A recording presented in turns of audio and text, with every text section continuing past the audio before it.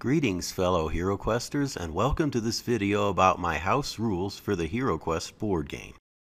I'm going to read each of my house rules from my printed instructions, demonstrating some of them on the board as needed.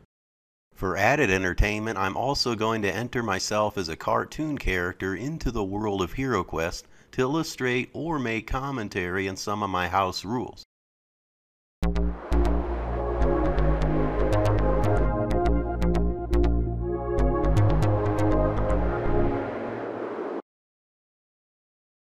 Selling items to the Armory. Selling items to the Armory between quests is not included in the rulebook. However, being able to sell any item to the Armory at its retail price is not realistic, because no pawn shop worth its salt would be willing to purchase an item at the same price as they would sell it brand new. Let's allow heroes to sell items to the Armory at half their retail price, so that the Armory would seem as if it would be trying to make a profit. Now I'll enter HeroQuest and kind of show you how this house rule makes sense. Let's check out the Armory.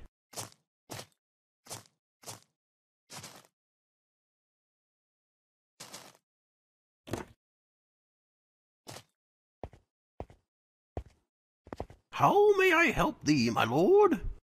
I would like to sell my broadsword and replace it with a longsword. Dost thou have enough? I think so. I have 100 gold coins. A broadsword is worth 250 and a longsword is worth 350. I think I'll just give you the broadsword and the 100 gold, and you can give me a longsword. Hold on, Creathen. Dost thou take me for a fool? Is thy broadsword brand new? No, I'm a barbarian. I started with it. Thou art a barbarian? Yes, I just defeated Ulag the Orc in Quest 3, Lair of the Orc Warlord, and I just think that being able to attack diagonally would be really beneficial. Attack diagonally? Yes, my broadsword is gray and all, giving me 3 combat dice to attack, but I can only attack with it in the 4 cardinal directions. I'm afraid I don't quite understand. Well, you see, a longsword is long enough to be able to attack in the 4 diagonal directions. Okay, whatever. Spare me thy battle woes. Give me thy broadsword, and I shall deduct 125 gold off the price of the longsword. It shall be 225 for the longsword. But a broadsword is worth 250, not 125. Correction, a brand new broadsword is worth 250. One that is stained with the blood of many goblins and orcs is worth 125. I have to make a profit. Oh, give me a break. No, thou must give me a break. See what I mean? Awkward, right? No use trying to haggle with a vendor between quests. Anyways, moving on.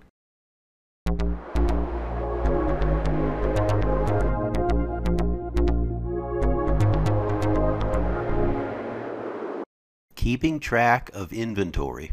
Keeping track of a hero's inventory on small spaces and a character sheet is messy and confusing. Players may forget what they have and not use useful items when needed. Yeah, I'm sure we've all been there at least once or twice. It can become quite an eyesore and make you not want to figure out what you actually have. We now have a large collection of inventory cards for common items such as weapons, armor, tools, scrolls, and potions. If you've seen some of my previous videos, you're aware of my massive collection of inventory cards and how you could make your own. This should allow character sheets to be used mainly for recording gold and current statistics. If the character sheet is clean, showing only current statistics, body points, and gold, it'll probably be read more often. All other inventory items will be represented each as separate cards that may be stored in a designated plastic card holder for each hero and discarded back into the Game Master's stash when used up. Here's an example of what I mean. I have separate plastic card cases for each of the 4 heroes. Each case contains all of the hero's inventory, which has a card for each item the hero possesses: weapons, armor, tools, scrolls, and potions. Mr. Vendor, sir? What is it, loutish knave? My character sheet is getting messy. Would you happen to have card representations of your wares that I can keep in a card case?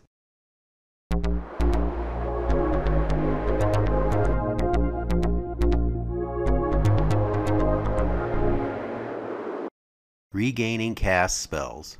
Many fans of HeroQuest agree that the default rules for spell casting for the wizard and the elf encourages them to act too conservative with their spells. They prefer a system that would encourage the wizard and elf to feel free to cast spells more often while not becoming overpowered for the balance of the game.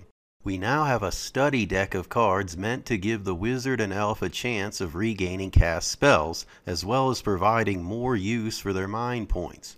Used spell cards should be stacked in order of use with the most recently used on top. With no monster present in the same room and in sight, the wizard and elf may choose to perform an action called Study instead of the other available actions. Alright, this is probably just a typical line of sight rule, but I'll elaborate anyway. So, we have the wizard here who wants to regain a cast spell. We have the elf here who also wants to regain a cast spell.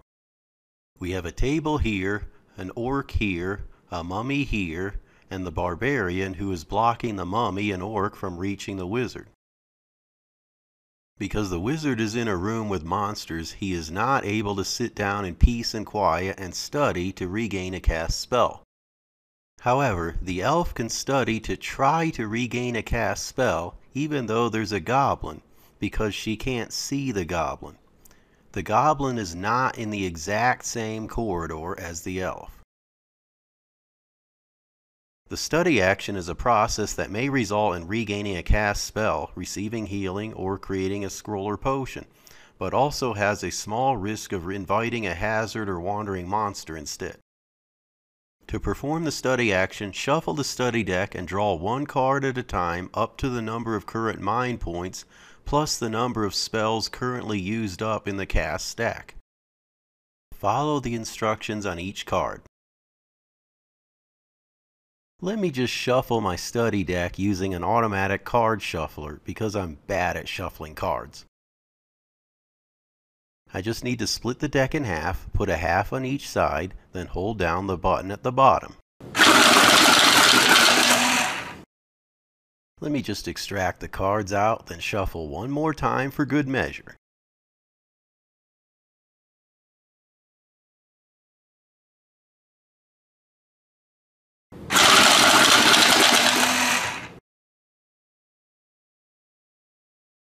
Now, let's suppose that the wizard still has all 6 of his mind points, and that he has cast, in order, Ball of Flame, then Fire of Wrath, then Heal Body. So, the 6 mind points plus the 3 cast spells is 9. That means that the wizard may draw up to 9 study cards in an attempt to regain a cast spell. Let's test this genuine shuffle and draw up to 9 cards to see what happens. Study unsuccessful. Your study is currently unsuccessful to recover a cast spell. You may 1. Draw another study card if you have more to draw, or 2. Quit studying, ending your study action. Let's see what the next one is. And tragically, it's a wandering monster. As you are studying, a monster stalks you and attacks. Zargon places the wandering monster listed in the quest book on any square next to you. The monster attacks immediately. Do not draw any more study cards. Your study session is ended. Let me demonstrate another scenario from the study deck. We got a study unsuccessful card.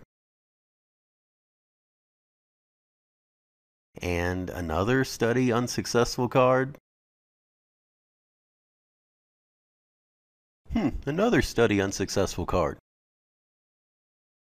Here we go, Heal Room. During your studies, the technique for a temporary healing spell comes to mind. You quickly cast it on yourself and on any heroes within the vicinity. You and all heroes within your room or corridor regain 1 lost body point. Do not draw any more study cards. Your study has ended.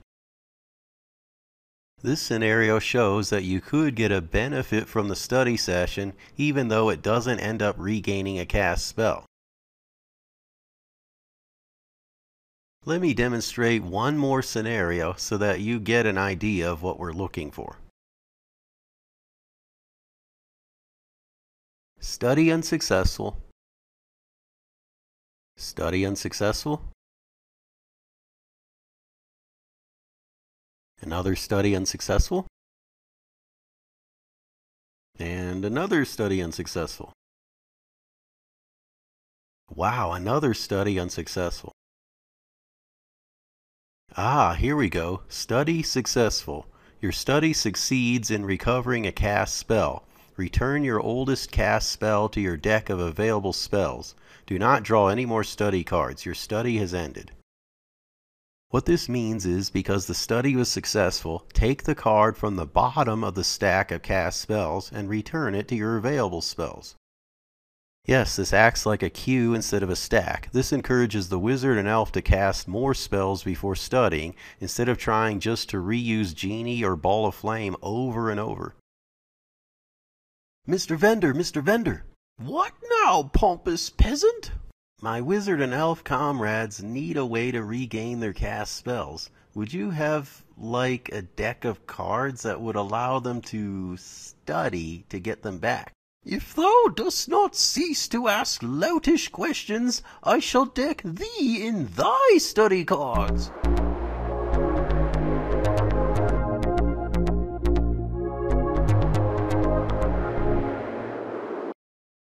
Searching for treasure.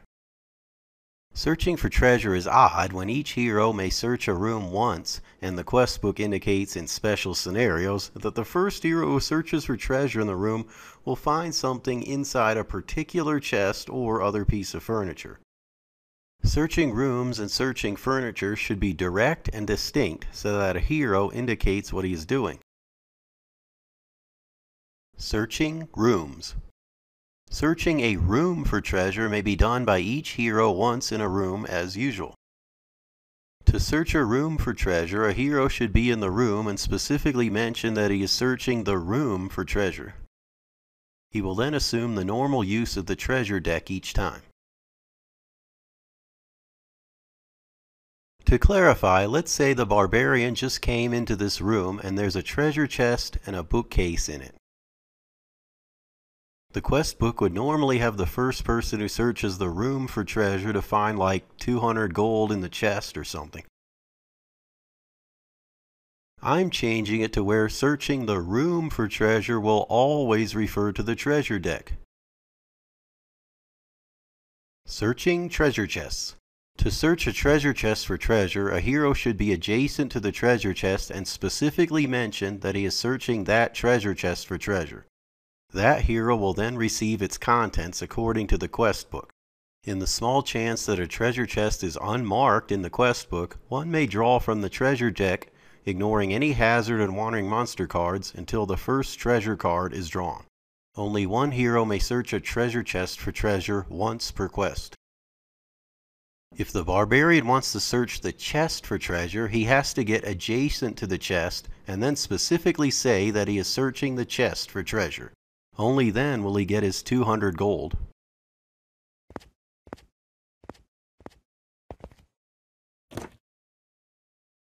No problem. As long as there's no trap inside the chest, I'll just search the chest for treasure. I'll deal with the traps surrounding the chest later. Searching furniture. We now have a separate deck of cards designated for each piece of furniture for purposes of searching. To search a piece of furniture for treasure, a hero should be adjacent to that piece of furniture and specifically mention that he is searching that piece of furniture for treasure. Shuffle the deck of cards designated for that type of furniture and draw the one on the top and read the instructions. Only one hero may search that piece of furniture for treasure once per quest. This means that, like searching a chest, he'd have to be adjacent to the bookcase, then search it. Upon searching the bookcase, we will invoke use of our special bookcase search deck. We'll make sure it is shuffled, then draw the card from the top. To illustrate, let's say we find the spell scroll card. It says, searching under a large tome in the bookcase, you discover one random spell scroll. Shuffle the remaining deck of scrolls and draw one at random to find out what it is. I'm keeping all my duplicate scrolls rubber banded together. I'll just pull out one scroll card from each group, shuffle those, then draw one from that.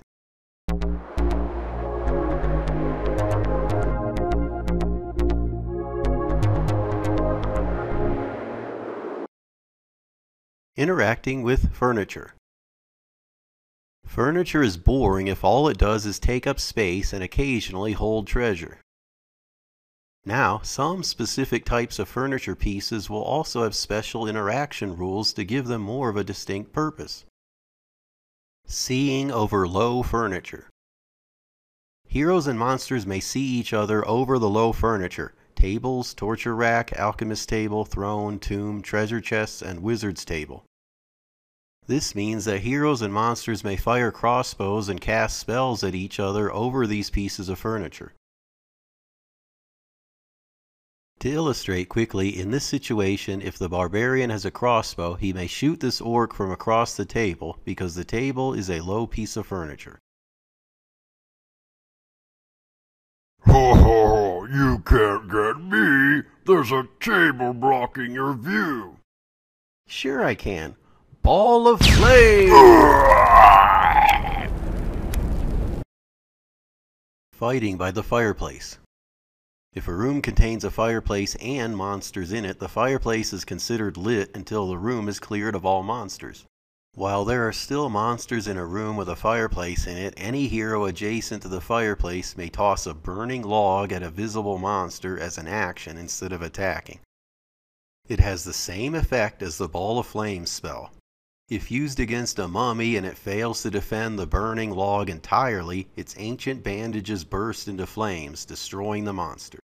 Once the room contains no monsters, its fire goes out and cannot be relit for the remainder of the quest.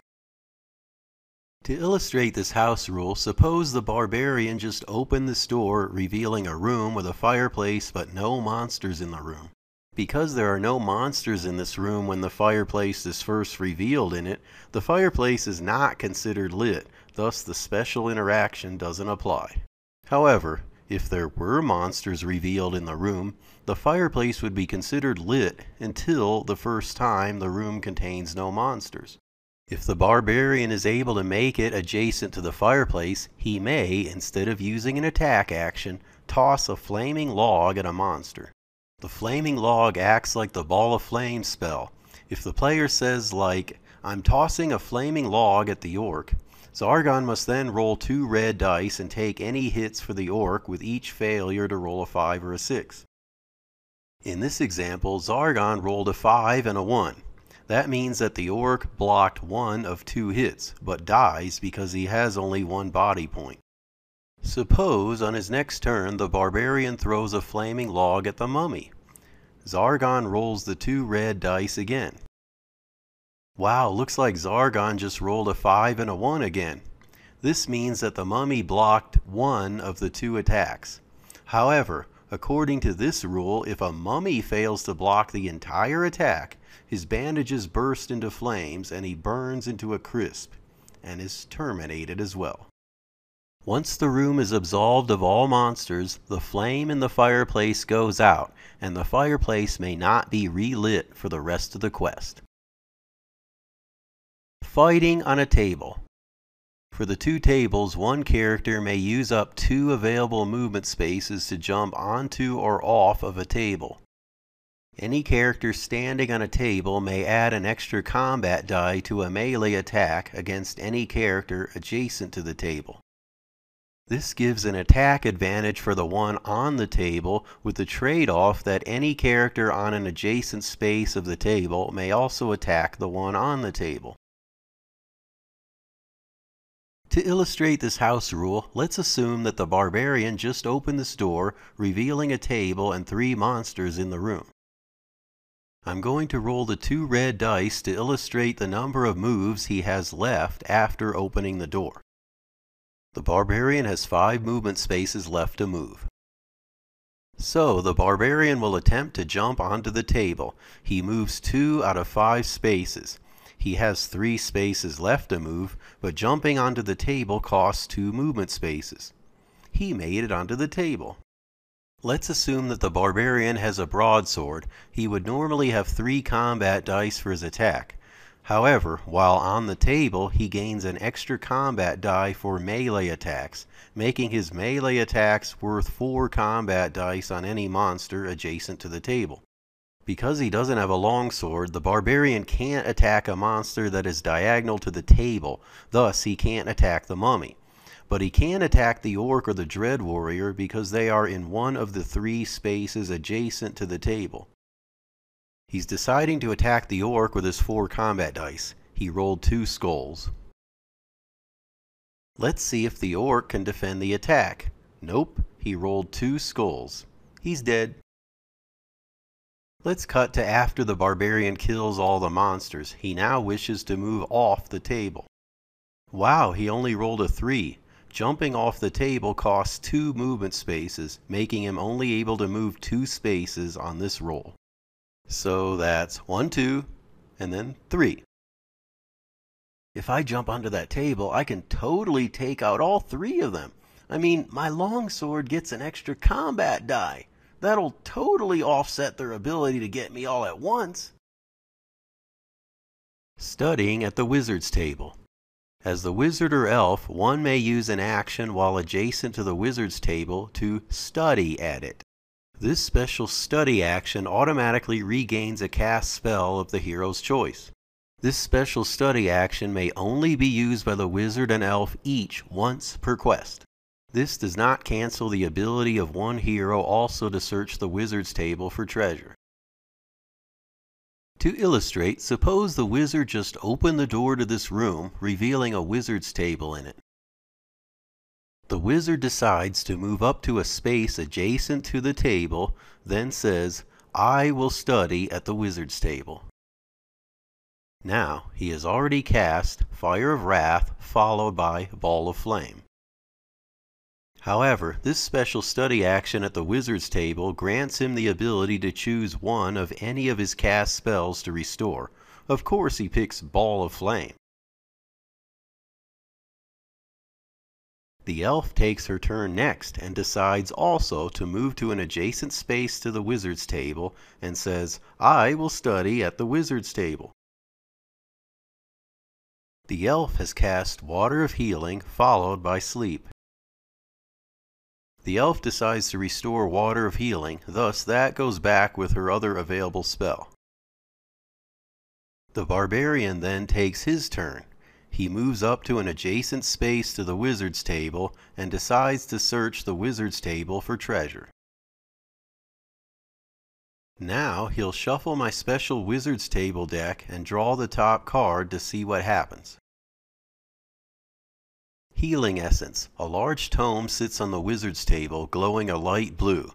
As you touch it, sparkles of light fly from the tome and swarm around everyone. The tome's glow fades away. All heroes currently in the room regain 2 lost body points.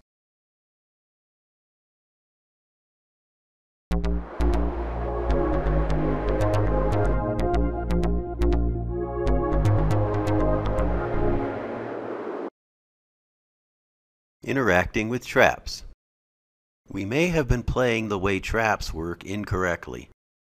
Most traps do not instantly cause damage when triggered. Let's summarize the trap rules as well as provide any house rules as needed to make all normal traps fair to heroes. Just so that you know, the "we" in there about playing the way traps work incorrectly was about my comrades and me, not you. Triggering traps. Every normal trap that is triggered should give the hero a chance to dodge it unless the quest book specifies otherwise. Triggering spear traps. Any other roll represents a successful dodge. Let me explain how we were originally handling the spear traps incorrectly, then clarify what the rules actually are. Suppose the barbarian sees a goblin here and wants to attack it, but there's a spear trap right here. He marches up and triggers a spear trap. Originally, we were assuming that he just loses one body point and ends his turn. The actual rules would be that if he springs the spear trap, he rolls one combat die, then loses one body point and ends his turn only if it results in a skull. Triggering falling ceiling traps. According to the rulebook, if one triggers a falling ceiling trap, one rolls 3 combat dice and loses a body point for each skull rolled. Not rolling any skulls represents a successful dodge.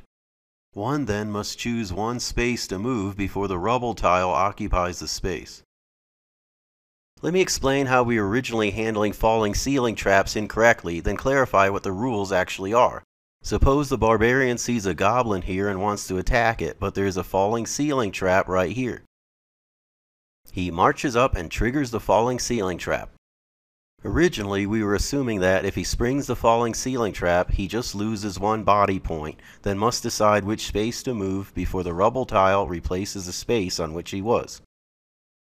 The actual rules would be that if he springs the falling ceiling trap, he rolls 3 combat dice, then loses one body point for each skull rolled. Then he must decide which space to move to before the rubble tile replaces the space on which he was. Triggering pit traps. According to the rulebook, if one triggers a pit trap, one immediately falls into it and loses one body point.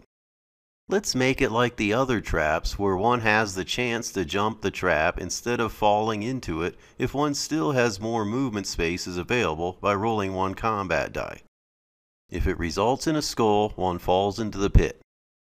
If it results in anything else, one jumps the pit and may continue moving, but the pit trap is still revealed. If one lands on the pit with no more available movement spaces, one falls into the pit.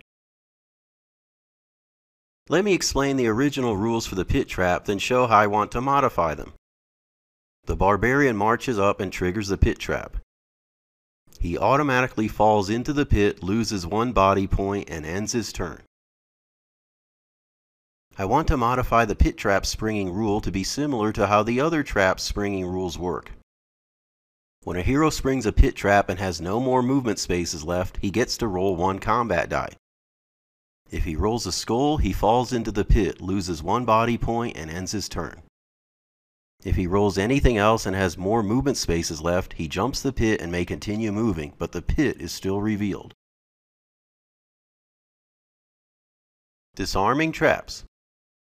The rulebook is not clear what happens if one fails to disarm traps other than that he takes damage. This is ambiguous if one fails to disarm a falling ceiling trap. Let's make it to where if one fails to disarm any trap, that it will then trigger the trap as usual, where one then has the same chance to dodge it like described in the Interacting with Traps, Triggering Traps section. Okay, according to the rulebook, if I spring the ceiling trap, I roll 3 combat dice and take a hit for each skull rolled. However, if I try to disarm it and fail, I take damage. How much damage? Searching for traps. We all know that traps in rooms directly in front of doors are unfair to the heroes if they are never allowed to search for them. Let's allow a hero to search a room that is unoccupied by monsters for traps while standing outside its open door. We may imagine the idea of searching for traps as like glaring intently around the room for anything that looks suspiciously rigged without needing to be near or touch it to know if a trap exists. That should be different from the idea of searching for treasure or secret doors where one actually needs to feel and dig around for such. You know, I think I can see far enough through the door to tell if a trap is rigged right behind it.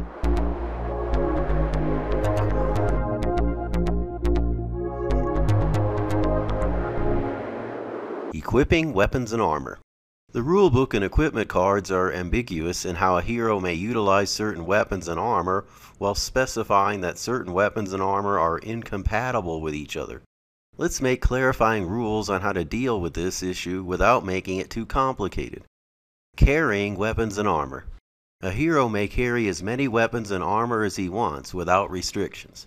However, if a piece of armor such as the plate mail limits the wearer to one movement die while wearing it, that same restriction applies while carrying it.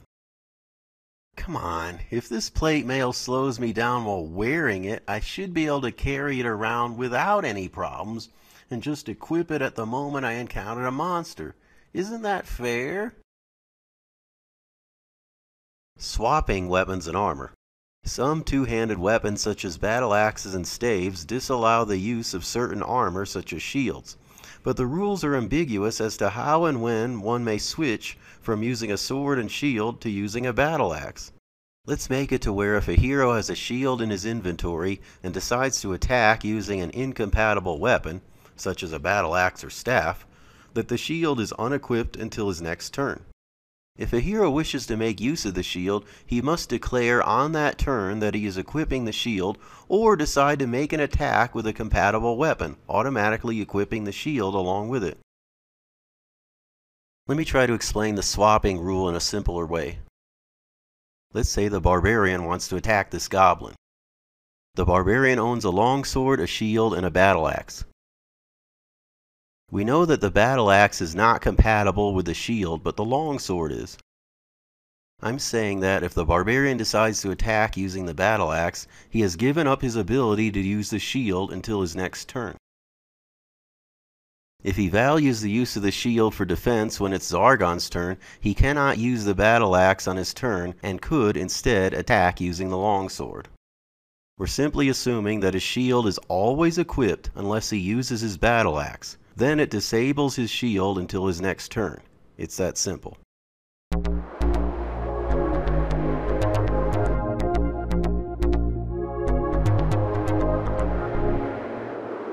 Trading items with other heroes. The rulebook is not clear about how and when heroes may trade items. Under artifacts it says, on their turn, any hero who has artifacts may give them to other heroes. Under potions it says, you may give one of your potions to a fellow hero, but you may do so only on your turn.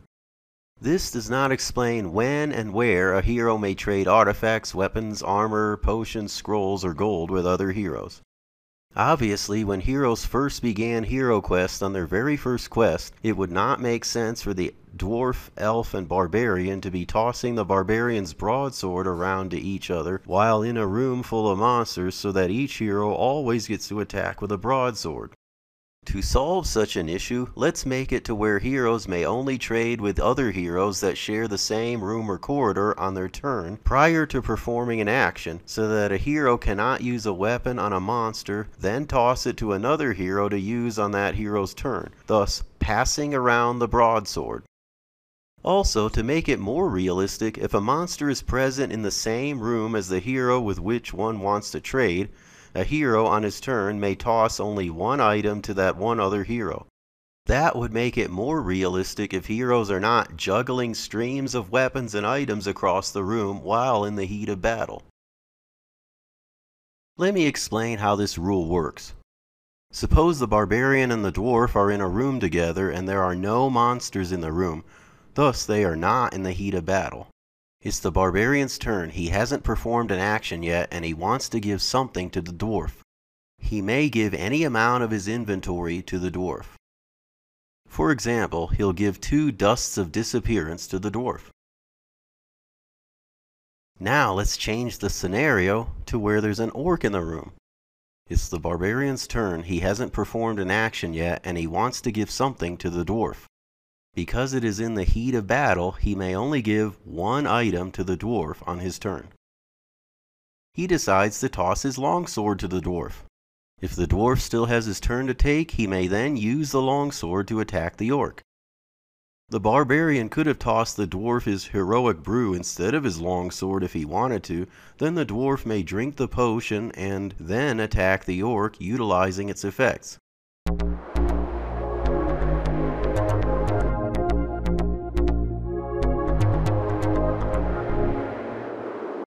Dealing with hero death. Although heroes don't seem to die often after the first few quests of the base game, the base rules still seem scary should it happen. In the base rules, if a hero dies, any hero that happens to be in the same room may pick up the dead hero's possessions, and the dead hero is gone and should be renamed and start over for future quests. In the base rules, if a hero dies in a room where no other heroes are present, and a monster happens to be there first, that monster steals those possessions and they are gone. Let's change the hero death rules to make this more interesting. Making heroes unconscious instead of dead. Let's change it to where if a hero's body points go below 1 and the hero is unable to heal at that moment and does not have a healing spell to use on himself on his next turn, that hero goes unconscious. That hero remains on the board in place and may be healed by another hero at a later time by giving the unconscious hero a healing potion or casting a healing spell on him. Dragging an unconscious hero. While a hero is unconscious, a conscious hero or monster may drag him trailing behind by starting adjacent to the unconscious hero and moving no more than 6 spaces from the red die roll if a hero, or half the usual movement spaces if a monster, while moving the unconscious hero with him 1 space behind in an adjacent trail of movement. Killing an unconscious hero. An unconscious hero will be considered dead according to the original rules if a monster succeeds in dragging the hero into the quest's entrance, or the heroes decide to exit the quest without dragging the unconscious hero with them to the exit.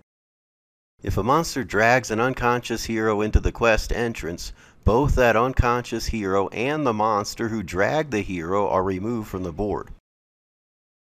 Let me explain how this rule works. Suppose the barbarian is in this room fighting this orc and the orc ends up killing the barbarian. The barbarian becomes unconscious and is unable to do anything until another hero revives him with a healing potion, scroll, or spell. Until then, Zargon could try to kill the barbarian by having a monster drag him off into the entrance. The orc is able to move up to 8 spaces, thus may only drag a hero up to 4 spaces per turn. The orc is already adjacent to the barbarian and decides to grab onto him from where it already is and drag him, thus will only be able to move 4 spaces with the barbarian trailing 1 space behind him. On Zargon's next turn, the orc may decide to drag the barbarian another 4 spaces toward the exit. So 1, 2, 3, 4. Of course, the barbarian trails 1 space behind the orc in its traveled direction. On Zargon's next turn, the orc is able to drag the barbarian into the entrance. The orc has left the dungeon with the barbarian. The barbarian is dead, and both are removed from play for the quest. Using the standard rules for a hero's death at that moment, the barbarian's inventory is gone. Now let's change up the scenario for another example. Suppose the barbarian and the dwarf are fighting this orc. The orc has just made the barbarian unconscious. The dwarf then kills the orc. Let's say that the stairs in this example are the exit to the dungeon and the dwarf isn't able to heal the barbarian. The dwarf needs to drag the barbarian to the exit to prevent the barbarian from being left alone in the dungeon to die of his wounds. The dwarf rolled an 8 but is only allowed to drag an unconscious hero up to 6 spaces per turn from his available movement. So the dwarf moves 1 to get adjacent to the barbarian, then 1, 2, 3, 4, 5, 6. The barbarian is dragged 6 spaces trailing behind the dwarf in the path behind him. On the dwarf's next turn, he may drag the barbarian into the exit, bringing them all to safety and finishing the quest. Nah, nah, nah, nah, nah, nah, you can't kill me. You can only knock me out and try to drag me around. If you really want to kill me, you have to drag me to the stairs. Good luck doing that when my 3 other comrades will be swiping at you.